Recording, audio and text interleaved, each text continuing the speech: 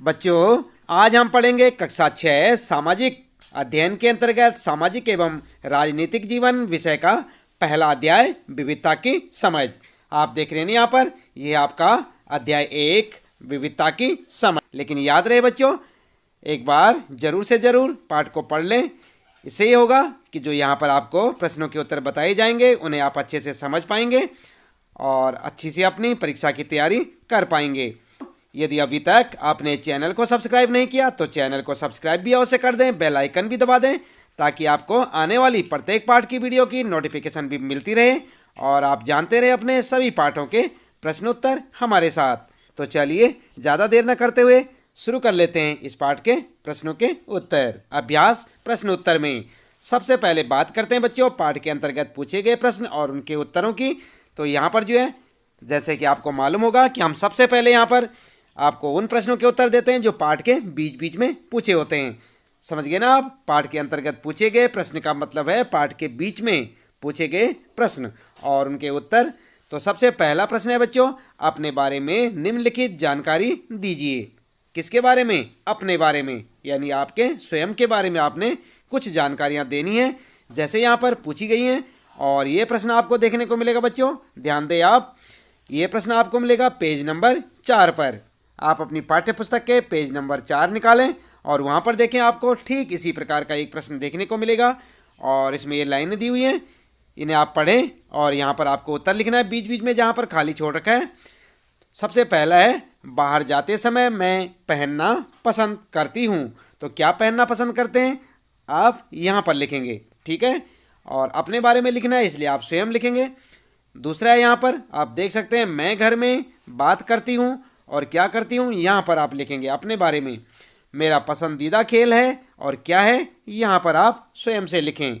इसके बाद है, मुझे के बारे में किताबें पढ़ना पसंद है। तो किसके बारे में यहाँ पर आप लिख सकते हैं।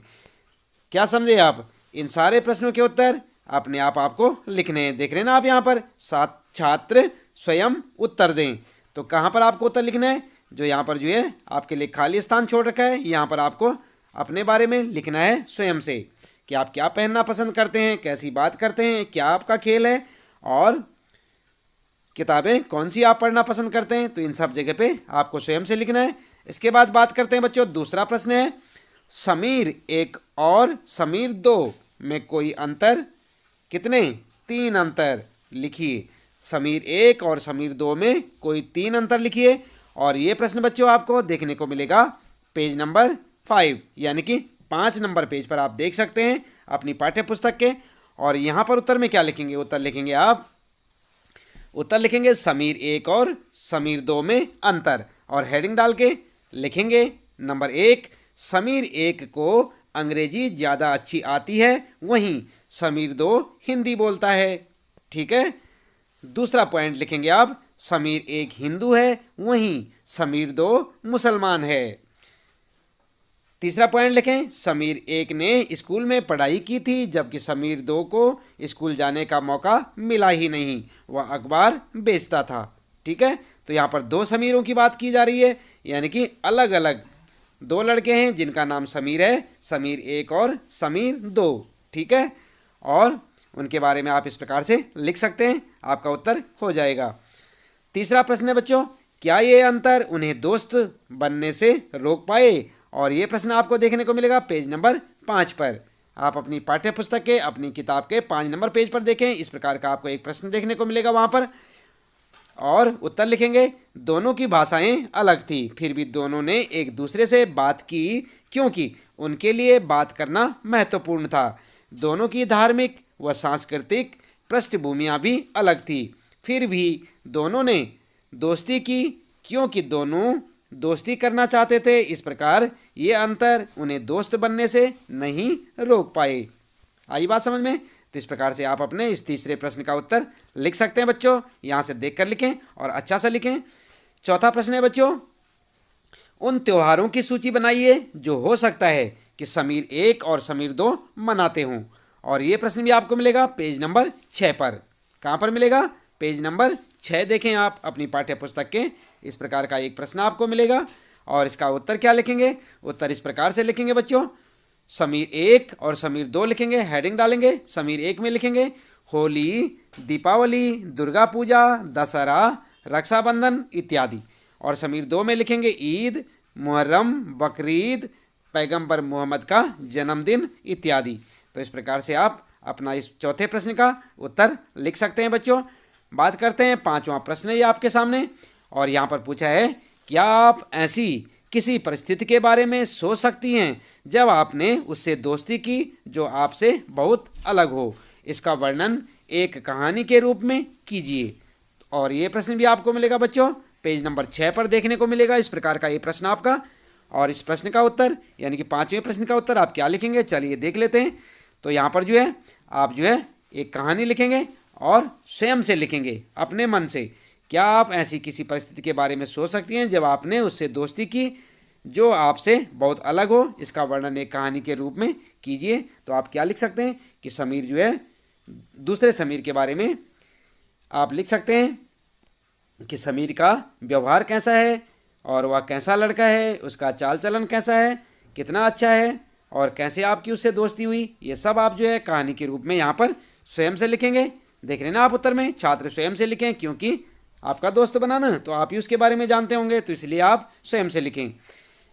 बात करते हैं बच्चों छठा प्रश्न है समीर 2 स्कूल क्यों नहीं जाता था। आपकी राय में अगर वह स्कूल जाना चाहता तो क्या जा पाता। क्या यह सही है कि कुछ बच्चे स्कूल जा पाते हैं और कुछ नहीं जा पाते। इस पर चर्चा करें।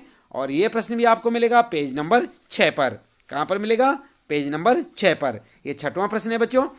और उत्तर में आप इस प्रकार से लिख सकते हैं समीर 2 गरीब होने के कारण स्कूल नहीं जा पाया, इसलिए वह छोटी उम्र में ही अखबार बेचने का काम करने लगा। वह स्कूल जाना चाहता तो भी नहीं जा सकता था क्योंकि उसके पास अवसर नहीं थे, संसाधन नहीं थे। हाँ, यह बात सही है कि कुछ बच्चे स्कूल जा पाते हैं और कुछ बच्चे स्कूल नहीं जा पाते हैं। आई बात समझ में। तो इस प्रकार से आप अपने इस छठे प्रश्न का उत्तर यहाँ पर लिख सकते हैं। अपनी नोटबुक में लिखें, उसे याद करें बच्चों। सातवां प्रश्न आता है आपके लिए इस पाठ में। सूची बनाइए कि आपने भारत के अलग अलग प्रांतों के कौन कौन से व्यंजन खाए हैं। और ये प्रश्न आपको मिलेगा पेज नंबर 7 यानी कि 7 नंबर पेज पर आप देख सकते हैं। इस प्रकार का ये प्रश्न मिलेगा आपको। और उत्तर लिखेंगे आप। उत्तर लिख सकते हैं कढ़ी चावल, छोले भटूरे, इडली, सांभर, डोसा, मक्का की रोटी, सरसों का साग, ढोकला, खांडवी, बड़ा सांभर, चिकन, बिरयानी इत्यादि। तो और भी नाम लिख सकते हैं आप जो भी जानते हैं आप। तो ऐसे नामों की सूची बना सकते हैं। ठीक है। इसके बाद 8वां प्रश्न आता है बच्चों। और इसमें पूछा है अपनी मातृभाषा के अलावा उन भाषाओं की सूची बनाइए जिनसे आप कुछ शब्द भी जानती हैं। यानी कि जिन जिन भाषाओं के आप कुछ भी शब्द जानते हैं, जैसे पंजाबी के तो लगभग सभी जगह सभी लोग जानते हैं। तो ऐसे जो है आपने भाषाओं की सूची बनानी है। और ये प्रश्न आपको देखने को मिलेगा बच्चों पेज नंबर 7 यानी कि 7 नंबर पेज पर। और इसके बारे में आप स्वयं से अपना उत्तर लिख सकते हैं, क्योंकि कौन कौन सी भाषाओं के आप कुछ शब्द जानते हैं ये आप स्वयं से जानते हैं। जो जिस भी क्षेत्र के हैं उस क्षेत्र की जो भी भाषाएं हैं उनके बारे में आप अपने बारे में लिख सकते हैं कि आपको कौन कौन सी भाषा आती है, उसके कुछ शब्द आप लिख सकते हैं। ठीक है। तो 8वां प्रश्न आपको स्वयं से करना है। बात करते हैं बच्चों 9वां प्रश्न है क्या आप सोचती हैं कि आपको ऐसी जगह में रहने में मजा आएगा। उन 5 चीज़ों की सूची बनाइए जिनकी कमी ऐसी जगह में सबसे ज़्यादा खलेगी। क्या समझे आप। क्या आप सोचती हैं कि आपको ऐसी जगह में रहने में मज़ा आएगा। कैसी जगह में, उन 5 चीज़ों की सूची बनाइए जिनकी कमी ऐसी जगह में सबसे ज़्यादा खलेगी। और ये प्रश्न बच्चों आप देख सकते हैं पेज नंबर 8 यानी 8 नंबर पेज पर। आप अपनी किताब के देखें, वहाँ पर ऐसा प्रश्न मिलेगा। और उत्तर में आप लिख सकते हैं निम्नलिखित 5 चीज़ों की कमी खलेगी। और कौन कौन सी चीज़ों की। सबसे पहली बात रंगों की कमी, क्योंकि आप जो है अलग अलग प्रकार के डिज़ाइन नहीं बना पाएंगे, ड्राइंग नहीं कर पाएंगे। और दूसरा खाने पीने की विभिन्न प्रकार की चीज़ों की कमी आपको पड़ेगी ऐसी जगह पे। तीसरा पशु पक्षियों के प्रकारों में विविधता की कमी आएगी। और खेलों में विविधता की कमी आपको देखने को मिलेगी। मनोरंजन के साधनों में विविधता की कमी होगी। ठीक है। तो इस प्रकार से आप अपने इस 9वें प्रश्न का उत्तर लिख सकते हैं बच्चों। यहाँ से देखें, ये प्रश्न नंबर 9 है आपका, 9वां प्रश्न है, उसका उत्तर आप इस प्रकार से लिखें।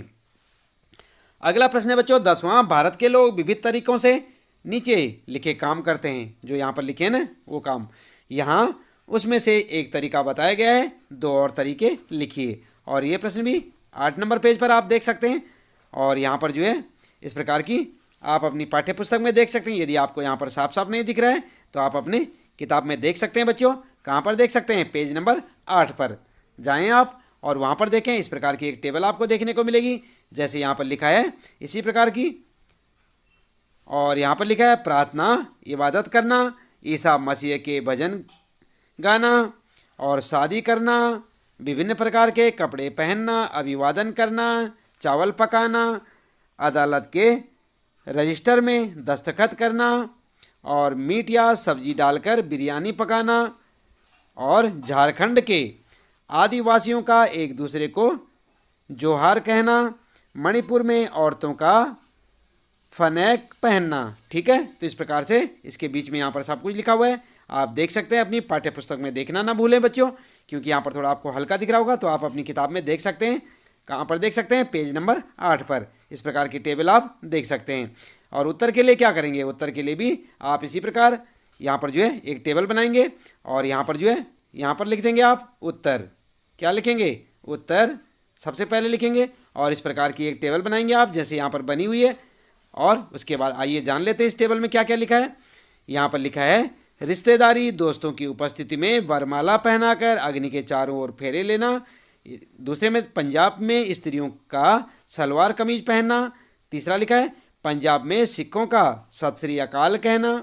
और आगे लिखा है यहाँ पर आंखें बंद करके हाथ जोड़कर भगवान की मूर्ति के आगे प्रार्थना करना। और इसमें लिखा है पश्चिम बंगाल की महिलाओं का साड़ी पहनना। इसके बाद पानी में चावल डालकर उबालना। और यहाँ पर जो है आप देख सकते हैं एक बड़े स्थान पर पंक्तियों में मौलवी के निर्देशानुसार इबादत करना। यहाँ पर है निकाह करना, जिसमें मौलवी के पूछने पर सभी दोस्तों रिश्तेदारों के सामने लड़के लड़की द्वारा स्वीकृति दे दी जाती है। और इसके बाद यहाँ पर लिखा है दिल्ली में लोगों का हाथ जोड़कर नमस्ते कहना। और आगे लिखा है नींबू वाले चावल पकाना, साथ में थोड़ी सी दाल तेल में छौंक लगी हुई। ठीक है, तो इस टेबल को आप ऐसे पढ़ सकते हैं बच्चों। और इसे आप क्या करेंगे? यहाँ पर जो है आप क्या लिखेंगे इसमें? उत्तर में। ध्यान रहे बच्चों, ऐसी एक टेबल बनाएं और जो जो यहाँ पर लिखा हुआ है इसे इसी प्रकार से लिखें। इसके बाद बच्चों अगला प्रश्न है यहाँ पर प्रश्न 11, एटलस में भारत का नक्शा देखिए और उसमें ढूंढिए कि ये दोनों क्षेत्र लद्दाख तथा केरल कहाँ पर हैं। इन दोनों क्षेत्रों की भौगोलिक स्थितियाँ वहाँ के भोजन, कपड़े, व्यवसाय, पैसे को कैसे प्रभावित करती हैं और उनकी सूची बनाइए। और ये प्रश्न आपको कहाँ मिलेगा? पेज नंबर 9 पर। कहाँ पर मिलेगा बच्चों? पेज नंबर 9 पर आप देख सकते हैं। इस प्रकार का ये 11वां प्रश्न आपको देखने को मिलेगा। उत्तर में आप लिखेंगे, सबसे पहले लिखेंगे आप लद्दाख के बारे में। किसके बारे में? लद्दाख। यहाँ पर लद्दाख लिखेंगे, हेडिंग डाल देंगे। उसके बाद लिखेंगे लद्दाख की भौगोलिक स्थिति कैसी होती है। जम्मू और कश्मीर के पूर्वी हिस्से में पहाड़ियों में बसा एक ठंडा रेगिस्तानी इलाका है। कैसा है लद्दाख? कहाँ पर है? जम्मू और कश्मीर के पूर्वी हिस्से में पहाड़ियों में बसा एक ठंडा रेगिस्तानी इलाका है। ठीक है, इस प्रकार से लिख दें भौगोलिक स्थिति के बारे में। फिर भोजन के बारे में लिखेंगे, लद्दाख में क्या भोजन होता है। लोग दूध से बने पदार्थ जैसे मक्खन, चीज, खास तरह का छेना जिसे कहते हैं, एवं मांस खाते हैं। ठीक है, और उसके बाद कपड़े क्या पहनते हैं लद्दाख में? कपड़े लद्दाख के लोग ऊनी वस्त्र पहनते हैं। व्यवसाय की बात करते हैं, क्या कारोबार करते हैं? लोग खास किस्म की भेड़ पालते हैं जिससे पश्मीना ऊन निकलती है या ऊन मिलती है। किससे? भेड़ों से, जिन्हें वो पालते हैं उससे कौन सी ऊन मिलती है? याद रखेंगे पश्मीना, जिसे ये लोग इकट्ठा करके व्यापारियों को बेचते हैं। बहुत कीमती होती है बच्चों इन भेड़ों से प्राप्त की हुई ऊन। तो इस प्रकार से आप जो है किसके बारे में लिखेंगे? पहले लद्दाख के बारे में। उसके बाद प्रश्न में पूछा केरल के बारे में भी, तो केरल के बारे में आप इस प्रकार से लिख सकते हैं। केरल लिखेंगे, हेडिंग डाल देंगे और सबसे पहले लिखेंगे उसकी भौगोलिक स्थिति के बारे में। भारत के दक्षिण पश्चिमी कोने में बसा हुआ राज्य है कौन? केरल। इसके तरफ समुद्र और दूसरी तरफ पहाड़ियाँ हैं। इसके यहाँ पर लिखेंगे, एक तरफ लिख देंगे आप, एक तरफ समुद्र और दूसरी तरफ पहाड़ियाँ हैं। ठीक है। भोजन के बारे में बात करते हैं। केरल में लोग मछली, सब्जी और चावल खाते हैं। कपड़े क्या पहनते हैं? लोग सूती कपड़े पहनते हैं, क्योंकि यह क्षेत्र भूमध्य रेखा के करीब है, इसलिए यहाँ गर्मी अधिक होती है।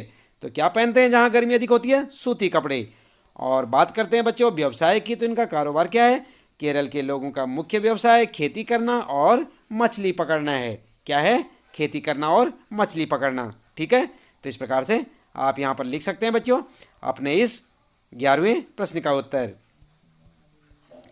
इसके बाद बच्चों बात करते हैं, यहाँ पर 12वां प्रश्न आता है आपका, दिन खून के हमारे प्यारे न भूल जाना, खुशियों में अपनी हम पर आंसू बहा के जाना। सयाद ने हमारे चुन चुन के फूल तोड़े, वीरान इस चमन में कोई गुल खिला के जाना। दिन खून के हमारे, ठीक है, प्यारे भूल न जाना या न भूल जाना। आगे है, गोली खा के सोए जलियां बाग में हम, सूनी पड़ी कब्र पर दिया जला के जाना। दिन खून के हमारे प्यारे न भूल जाना। इसके बाद, हिंदू और मुस्लिमों की होती है आज होली, बहते हैं एक रंग के दामन भिगो के जाना।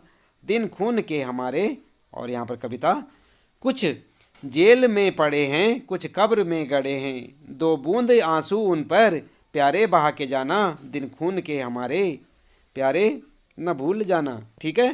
तो ये क्या थी यहाँ पर बच्चों? ध्यान देंगे आप, ये कविता थी। 12वें प्रश्न में क्या है? ये कविता है, और इस कविता को भी आप पढ़ेंगे।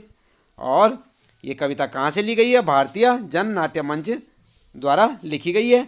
और यहाँ पर जो है प्रश्न बनता है, आपके अनुसार उपरोक्त कविता की किन पंक्तियों में भारत की एकता की झलक मिलती है? तो आप उत्तर में क्या लिखेंगे? उत्तर लिखेंगे बच्चों, हिंदू और मुस्लिमों की होती है आज होली, बहते हैं एक रंग में दामन भिगो के जाना। इन पंक्तियों में भारत की एकता की झलक मिलती है। ये हो जाएगा आपका उत्तर। ठीक है। यहाँ पर ये प्रश्न है और ये हो जाएगा नीचे उत्तर। इसके बाद बच्चों अगला है यहाँ पर प्रश्न 13वां, रविन्द्रनाथ टैगोर द्वारा रचित हमारा राष्ट्रगान भी भारतीय एकता की ही एक अभिव्यक्ति है। राष्ट्रगान किस तरह से एकता का वर्णन करता है? इसे अपने शब्दों में लिखिए। तो आपको मालूम है हमारा राष्ट्रीय गान किसने लिखा था? रविन्द्रनाथ टैगोर ने। ठीक है, याद रखेंगे ना। रविन्द्रनाथ टैगोर की रचना क्या है? हमारा राष्ट्रीय गान। और यहाँ पर प्रश्न है कि यह जो है भारत की एकता की अभिव्यक्ति है और राष्ट्रीय गान किस तरह से एकता का वर्णन करता है, इसे अपने शब्दों में लिखिए। तो इसे आप अपने शब्दों में लिख सकते हैं अपने हिसाब से। आपने सुना होगा राष्ट्रीय गान, सुना है कि नहीं? ये प्रश्न आपको देखने को मिलेगा पेज नंबर 13 यानी कि 13 नंबर पर मिलेगा ऐसा प्रश्न आपको। उत्तर में लिखेंगे बच्चों, हमारा राष्ट्रगान भारतीय एकता व प्रभुसत्ता की अभिव्यक्ति है। राष्ट्रगान को हमारे देश के विभिन्न भागों में पूरे सम्मान के साथ गाया जाता है। आप भी गाते हैं ना स्कूल में। देश के किसी भाग में राष्ट्रीय त्यौहार मनाया जाता है तो राष्ट्रगान को सम्मानपूर्वक गाया जाता है। गाते हैं ना आप राष्ट्रगान को? याद रखेंगे बच्चों, काफ़ी इंपॉर्टेंट प्रश्न है यहाँ पर ये, तो इसे अच्छे से याद करें। इसके बाद बच्चों यहाँ पर शुरू हो जाते हैं। इसके बाद पाठ के अंत में पूछे गए प्रश्न और उनके उत्तर। क्या समझे आप? अभी तक जो आप पढ़ रहे थे ये क्या थे? पाठ के बीच में पूछे हुए प्रश्न। अब यहाँ से शुरू हो जाते हैं पाठ के अंत में, यानी कि आपने पूरा पाठ पढ़ लिया होगा। इसके बाद आपके लिए कुछ प्रश्न यहाँ पर शुरू होते हैं और पाठ के अंत में आप देख सकते हैं 4-5 प्रश्न होंगे, उनके उत्तर आप क्या लिखेंगे? चलिए हम आपको बताते हैं। यहाँ पर पहला प्रश्न है, अपने इलाके में मनाए जाने वाले विभिन्न त्योहारों की सूची बनाइए। इनमें से कौन से त्यौहार सभी समुदायों द्वारा मनाए जाते हैं? उत्तर लिखेंगे, सबसे पहले अपने इलाके में मनाए जाने वाले त्योहारों की सूची बनाएंगे। हमारे इलाके में क्या क्या मनाए जाते हैं? लोहड़ी, बुद्ध पूर्णिमा, ओणम, गांधी जयंती, गुरु नानक जयंती, गणतंत्र दिवस, गुड फ्राइडे, स्वतंत्रता दिवस, दशहरा, दीपावली, ईद, बकरीद, क्रिसमस सभी मनाए जाते हैं ना। आपके क्षेत्र में भी मनाए जाते होंगे सारे त्यौहार बच्चों। और यहाँ पर जो है उसके बाद लिखेंगे सभी समुदाय द्वारा मनाए जाने वाले त्यौहार, तो जैसे गांधी जयंती और स्वतंत्रता दिवस, क्योंकि पूरे देश में मनाया जाता है ना स्वतंत्रता दिवस बच्चों। और लोहड़ी, बुद्ध पूर्णिमा, ओणम, गांधी जयंती, गुरु नानक जयंती, ये जो है कुछ लोगों द्वारा मनाया जाता है, कुछ के द्वारा नहीं। लेकिन गांधी जयंती या स्वतंत्रता दिवस पूरे देश के सभी लोग, सभी समुदाय मनाते हैं। तो आप उत्तर में, पहले प्रश्न के उत्तर में इस प्रकार से लिख सकते हैं। हेडिंग डालना ना भूलें। दूसरा प्रश्न है बच्चों, आपके विचार में भारत की समृद्ध एवं विविध विरासत आपके जीवन को कैसे बेहतर बनाती है? उत्तर में आप इस प्रकार लिख सकते हैं, भारत विविधताओं का देश है। यहाँ विभिन्न जातियाँ, भाषाओं, धर्मों आदि के लोग रहते हैं। खान पान, रहन सहन के ढंग और पहनावे में भी उनमें विभिन्नता देखी जा सकती है। इस प्रकार भारत की विविध विरासत हमारे जीवन को बेहतर बनाती है। हम जब विभिन्न लोगों के संपर्क में आते हैं, उनसे मित्रता करते हैं, उनके साथ पढ़ते हैं, काम करते हैं, तो हम उनकी भाषा, उनका रहन सहन, उनके पहनावे के बारे में भी जानते हैं और उनसे कुछ नया सीखते हैं। इस तरह भाषा, भोजन, संस्कृति का आदान प्रदान होता है और धीरे धीरे एक मिश्रित संस्कृति यानी मिलीजुली संस्कृति उभरती है, जिससे हमारा जीवन बेहतर बनता है। तो आइए ना बात समझिए बच्चों, किस प्रकार से हमारी मिश्रित संस्कृति का जन्म होता है। यहाँ पर आप लिख सकते हैं, दूसरा प्रश्न है आपका, उसका उत्तर यहाँ से देख के लिखें, आराम से लिखें, वीडियो को रोकें आप और उसे समझें। तीसरा प्रश्न है बच्चों, आपके अनुसार अनेकता में एकता का विचार भारत के लिए कैसे उपयुक्त है?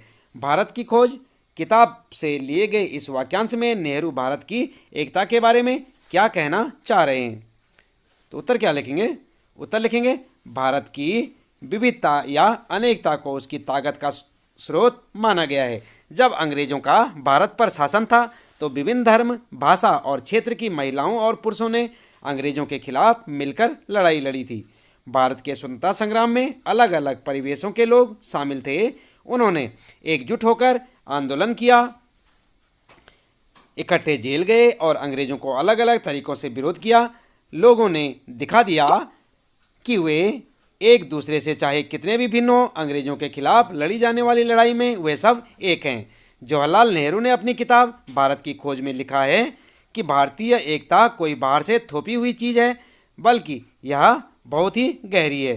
क्या लिखा है? जवाहरलाल नेहरू ने अपनी किताब भारत की खोज में लिखा कि भारतीय एकता कोई बाहर से थोपी हुई चीज़ है, बल्कि यह, तो यहाँ पर लिखेंगे चीज़ नहीं है। क्या लिखेंगे यहाँ पर? ध्यान रखें,